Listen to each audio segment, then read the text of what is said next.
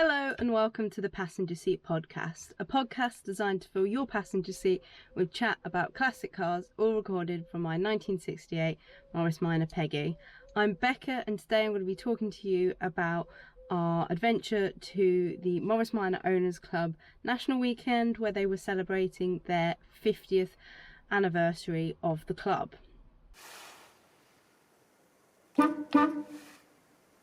So I have only been a member of the Morris Minor Owners Club since about, I want to say maybe 6 or 7 months after I got Peggy, but amazingly the club has been going for 50 years this year.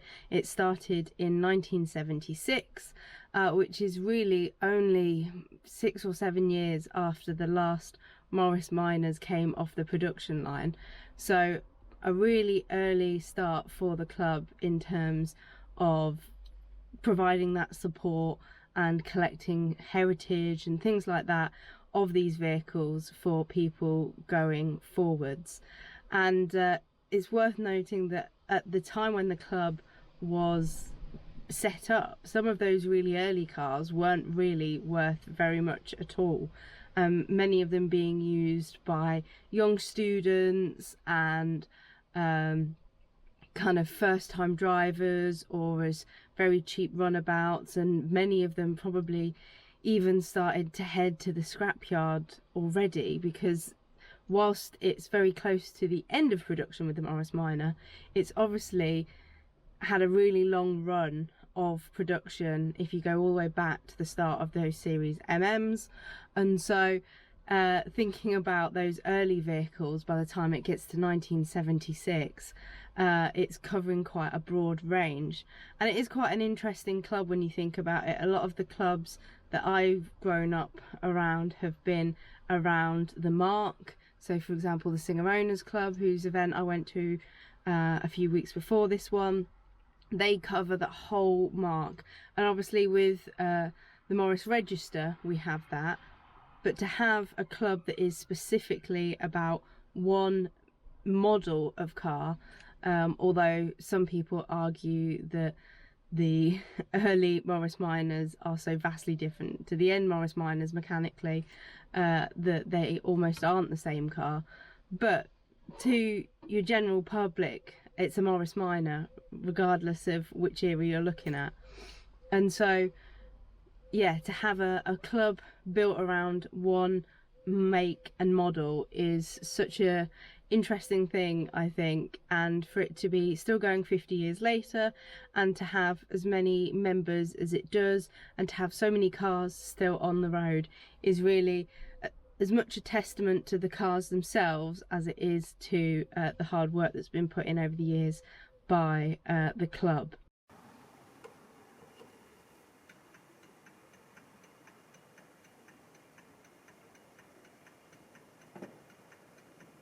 So for their 50th anniversary celebrations, obviously a real decent national weekend was required, and this year they actually had it at the Eastwood Hall in Eastwood in Derbyshire, and interestingly that was actually a place that we had been to some years before.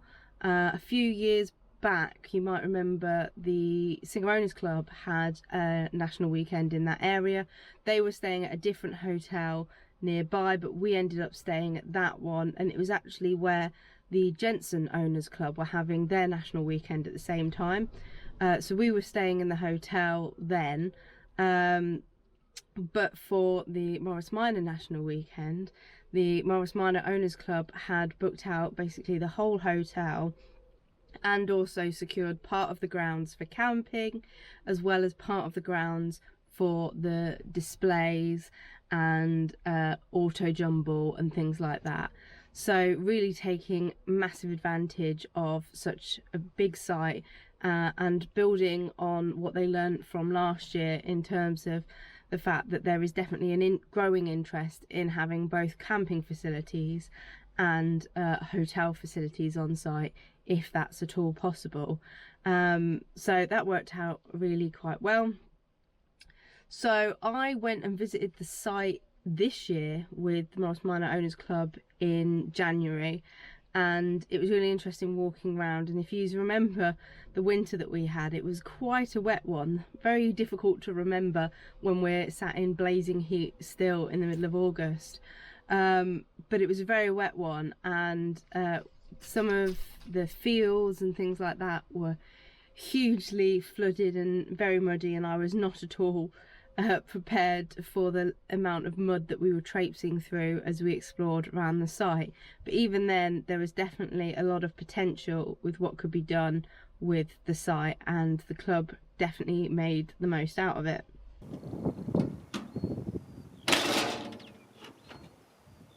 So that's a bit of background. What was our experience? Now, some of you might remember that I'd spoken about earlier in this series making a bit more space when we were doing these sorts of trips within the car, because for many years now, me and Jamie had been going to Morris Minor National Weekend in 2 cars. We did it first when he got the Spitfire, to take the Spitfire along to show people. We then did it the year that Peggy was restored in both this and our Kia Picanto, because we picked Peggy up at 9 AM on the Friday morning of Morris Minor National, so we had to load everything into the Kia so that we could just go and grab Peggy and then go from there. So again, 2 cars. And then last year we took the Scimitar to show everybody the Scimitar. And the thing is, when you end up taking 2 cars, you do end up collecting various little bits and pieces that you become kind of used to having with you when you're camping, that make things a little bit easier, a little bit more comfortable. And it had gotten to the point where I was a little bit cautious about whether we could fit everything we needed for a camping weekend in Peggy.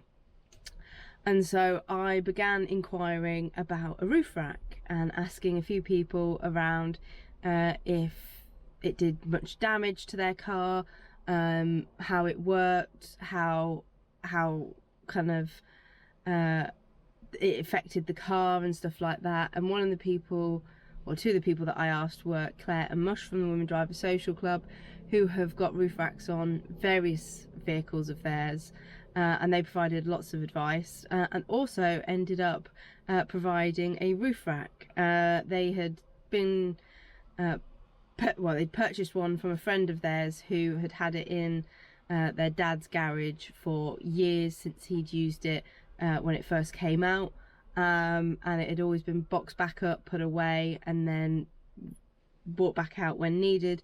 So it was still in its original box and everything, which was very exciting. And I'd never really seen a properly chromed and wood roof rack on a Morris Minor, and it is a very beautiful roof rack. It's a roof rack by Porter Rack, who claim to be the world's best luggage rack. And so I went and picked that up, then set about doing a few little adjustments to it, checking it was all fit, and setting it up on the roof so that we had space to put a few things up on the roof, so that we had a bit more space in the main body of the car for the 2 of us to be able to travel together in one car with all of the bits and pieces that we liked to take along to the weekend. And clearing out the boot also helped with that. One of the things that I'd kind of ended up doing with taking Peggy camping was putting the tent in the boot, because it meant that when it was raining you could get the tent out without having to empty the main car.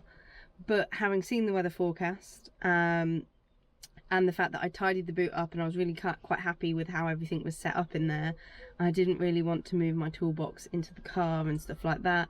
We ended up putting the tent on the back seat. We've got a bell tent. It takes up quite a big amount of the back seat, so you're then working around all of that. And the roof rack allowed us to make those sorts of adjustments to the setup of how we loaded the car up. All loaded up on the Thursday night, car put back in the garage, and then we had a pretty relaxed Friday morning. Eastwood Hall is not too far from us, and having retired from the Morris Minor young members in terms of being in charge of them, I wasn't in a huge rush to have to get there really early, and so we had a chill morning, set off just before lunchtime so that we could stop off at Brightside, have some brunch, and get some drinks for the drive up there. Enjoyed a really nice drive from kind of Brightside onwards. We came off the A1 a little bit before you would have because of that, and ended up going around, I think, the new road near Melton Mowbray that's called like the Port Pie bypass or something. Really nice smooth road, really quite enjoyable to drive on, and I didn't really notice a big difference in having the roof rack. We put light stuff up there and stuff that was quite well protected from rain or anything like that, and it all seemed to do pretty well, and I didn't notice a huge difference in the fuel economy from it. So quite a usable thing that I enjoyed using for that aspect, and did make a big difference to what space we had in case we found anything on the auto jumble or other bits and pieces. We got up to Eastwood Hall, I want to say about 2-3 o'clock ish, put the tent up around the area that some of the other young members had reserved for everyone, and then popped along to the local Morrison's to find a few bits and pieces, fill up the fuel for the weekend, because I knew that the young members were going to do a bit of driving, and then headed back to the campsite. But whilst we were at the fuel station, I actually spotted a car that you guys might have seen on reels or shorts if you follow me on various social media, which was Hank's Traveller. He ended up pulling up next to us at the petrol station, having travelled from Harwich from the ferry, because he's from the Netherlands, and immediately loved his roof rack, loved the clogs on his overriders. So much of a fun vehicle that he clearly enjoyed playing about with, and loved it. And I was really pleased to see it on Pride of Ownership over the weekend, and then later on in the weekend he went on to win, I think, the best traveller within Pride of Ownership, which was really nice and very well deserved, because he'd had a lot of fun with it, and also had some fantastic models and things that were displayed alongside it that really made it quite special. So great spotting it at the petrol station, and then spending the rest of the weekend seeing it and catching up with Hank as the weekend progressed.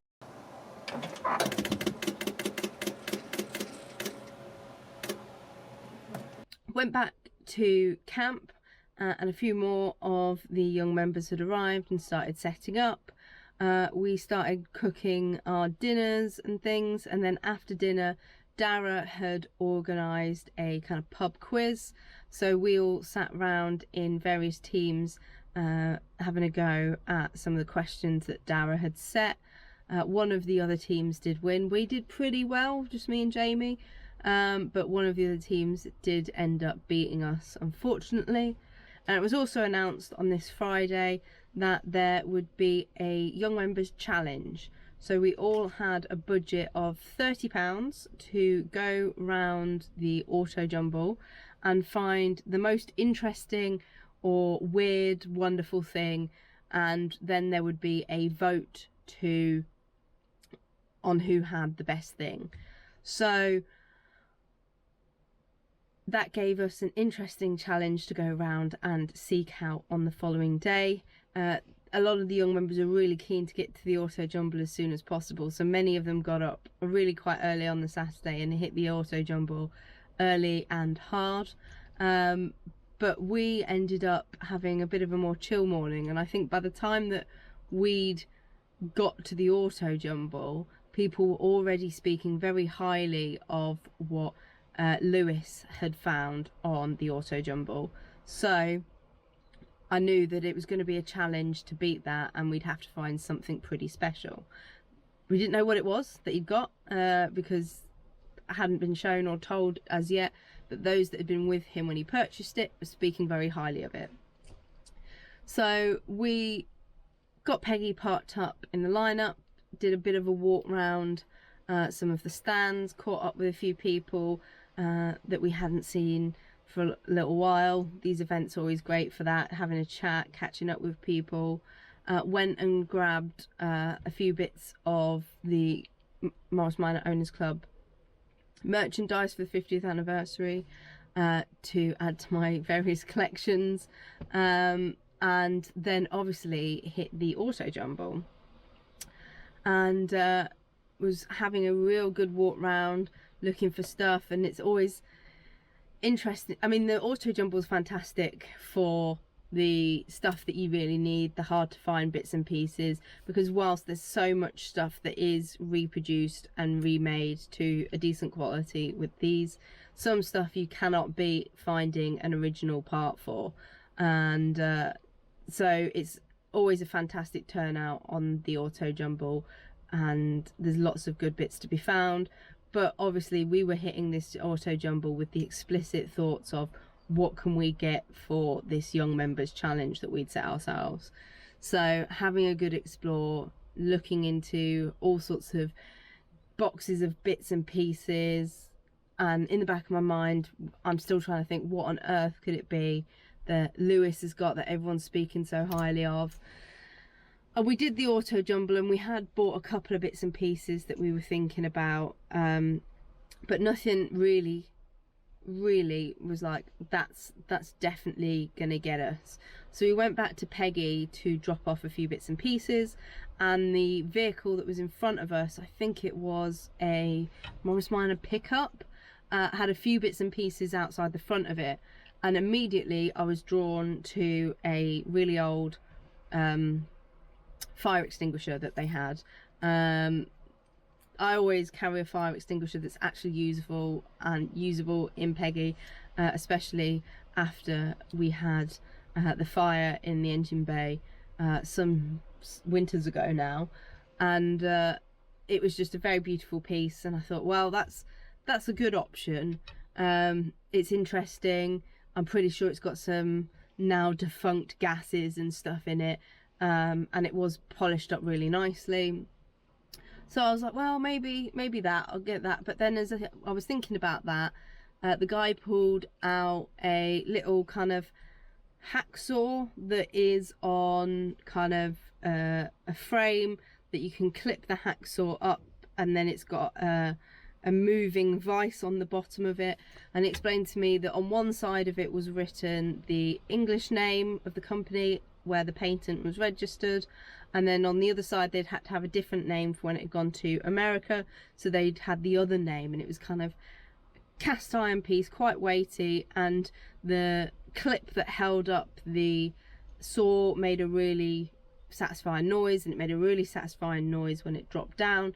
And I thought, that's really cool and interesting. And I jokingly referred to it as a bit of a guillotine, because it comes down with some force due to the weight of the saw that's attached to it. And it had a new blade attached, just a regular kind of hacksaw, handsaw blade that you can swap out.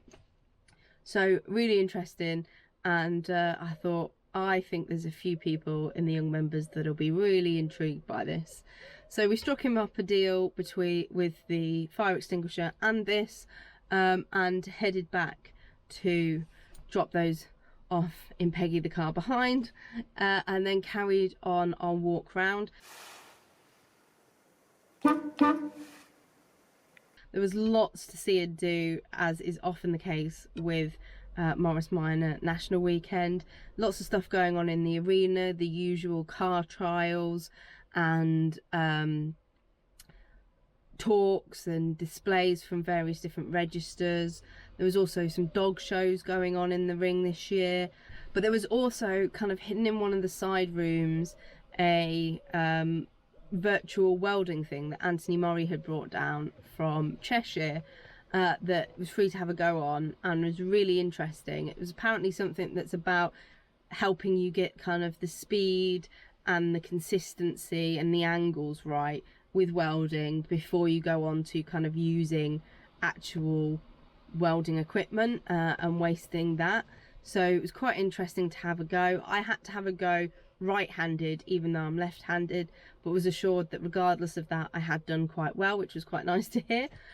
Jamie had a go as well, and it was really interesting, and Anthony was so helpful and informative. And again, you might have seen a short clip of that on the social media as well from that. It was really interesting. They also had an incredible display in one of the rooms of the history of the club. So covering all sorts of these big events that the club's been involved in, like the Commonwealth Games, the Lord Mayor's Parade, MOT over the years, various NEC displays, loads of stuff that was covered in there, as well as Ray Newell's personal archive of all things Morris Minor, and the model that is owned by Mark from Canterbury Convertibles of the Mosquito, the concept car for the Morris Minor, which I believe Ray was guarding with his life, because such a fascinating kind of piece of history and things like that. But you could have spent absolutely hours in there going through it all, and Ray was there for most of the weekend, chatting to people, sharing stories, and explaining bits and pieces from various displays. So a real nice kind of landmark display of so much of the club's history. And I know they did a special presentation and things like that on the Friday night as well, so doing lots of really lovely things to show how this club has made a landmark. They also had a display of 3 cars that were at the very first Morris Minor National Weekend, and I had a really lovely chat with the 2 gentlemen that had owned their cars since then. They'd owned them as university students, gone along to that very first Morris Minor National Weekend, and then one of them had married a girl whose uncle had owned a Morris Minor and had been at that very first Morris Minor National Weekend as well. And so the pair of them both owned Morris Minors that had been at that very first National Weekend, which I thought was really cool and a really interesting coincidence, and had a really lovely chat with them. And I know their stories were covered a little bit on Steph from iDriver Classics video of the weekend, so I assume most of you will have already seen that, but if you haven't, be sure to go and check it out, because it's fantastic to hear their stories and their memories of owning the cars for as long as they have and being involved with Morris Minors and the Morris Minor Owners Club.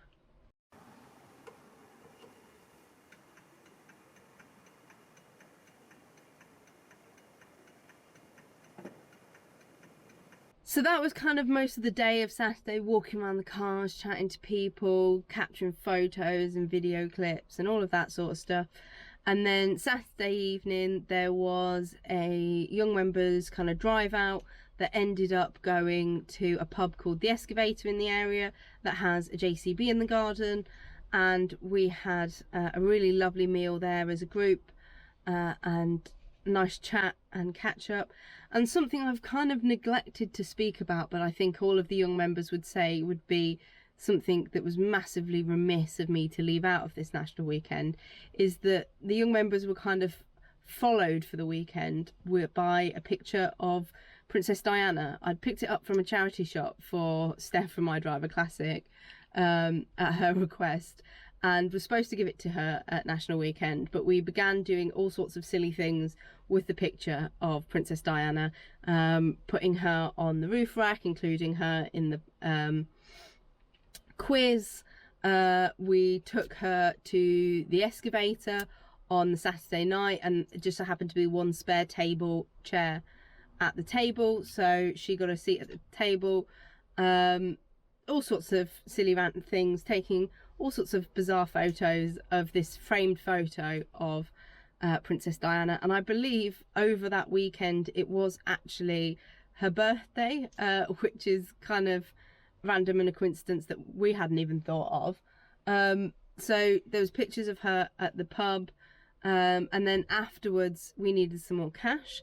And if you're local to the area, you might know that there is a NatWest Bank that has a little wall beside it, has a hole in it, and it's called the NatWest Bank Hole in the Wall, that has its own Google reviews and things like that. So we took Peggy to go pick up some more cash for the following day at the Auto Jumble and bits and pieces, and we took Princess Diana there obviously and got some photos of her and Peggy with the hole in the wall. Then went back to camp and carried on chatting, and all brought out our Auto Jumble finds. And so there was a real range of things that had been collected from the auto jumble. Obviously my pieces, there was the front of a Morris 8 waterfall, there was a set of coasters that had blown out bits of Morris Minor, so you could see like the parts and things like that. There was a GPO phone that would have been inside a Morris Minor van that was used by the GPO. All sorts of weird and wonderful things that people had found. Lewis had found a chromed spanner that was kind of about this big, really quite a big size, and everyone was reasonably impressed with that. But I brought out the guillotine, as I referred to it, and all sorts of hilarity started ensuing, including cutting up bread rolls at an angle, beveling them, making use of the angles that the vice could cut at, and generally just messing about. And I think that cinched it for me, because I managed to win with the guillotine and won a lovely set of Parkside screwdrivers, which are now in the back of Peggy, for my efforts. So that was quite good.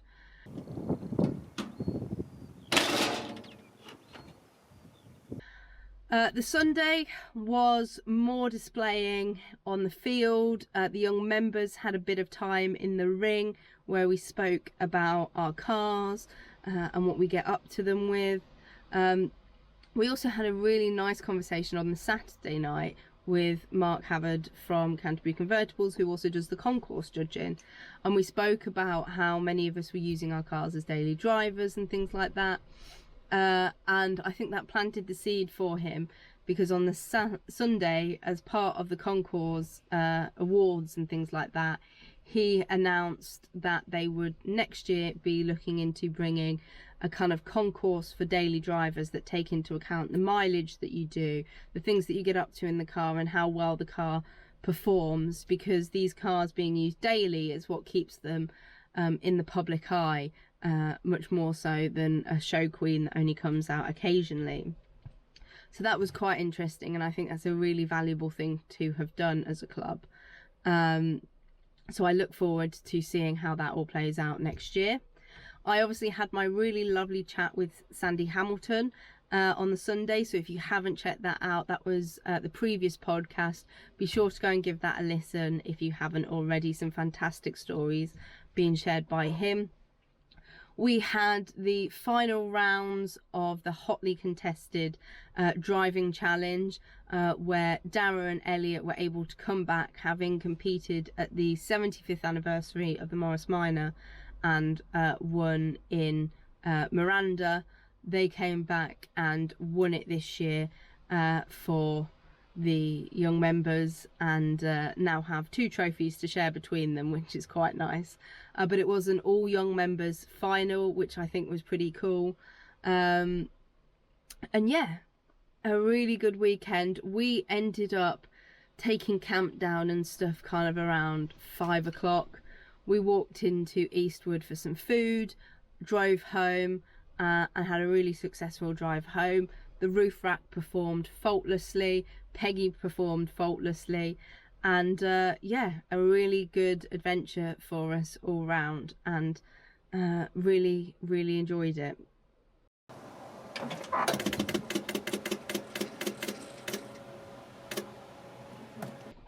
So that was my experience of the Morris Minor Owners Club 50th anniversary Morris Minor Rally. If you are a Morris Minor owner and you've not been to a national rally yet, please put it in your calendar for next year. It's a fantastic thing to go along to.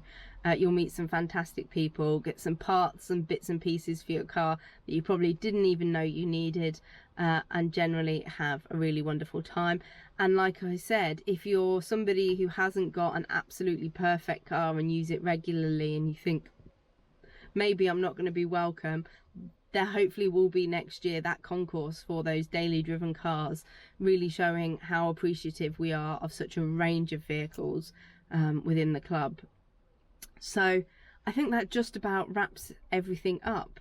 There's probably loads of interesting things that I've forgotten about, and there'll be loads of coverage, I'm sure, from various people of what was a really fantastic weekend. If you were there and I got to say hello to you, thank you ever so much for coming along and saying hello. And in the meantime, drive safely and happy motoring.